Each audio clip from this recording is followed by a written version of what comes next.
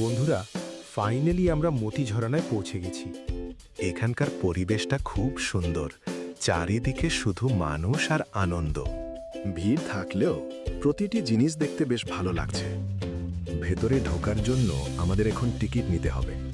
রাস্তায় দারুণ কিছু স্ট্যাচু আর লোকাল স্টলস দেখলাম, কি চমৎকার তাই না? এই বিশাল ওয়াটারফলটা দেখুন।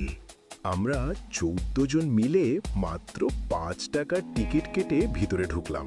তারপর শুরু হলো পাহাড়ি রাস্তায় বিশাল বড় লাইনের মাঝে হাঁটা। কিন্তু হঠাৎ দেখুন, ঝম্পের মধ্যে চিতাবাঘ বসে আছে। রাস্তাটা দারুণ খাড়া, সবাই কষ্ট করে উঠছে, কিন্তু জোশ একদম হাই। বাচ্চারা তো পাগলের মতো দৌড়াচ্ছে, চোখ মুখে শুধু বাম বাম বলে। এই ওয়াটারফলটা একবার দেখুন। এখানে আসলে মনটা একেবারে ভালো হয়ে যায়।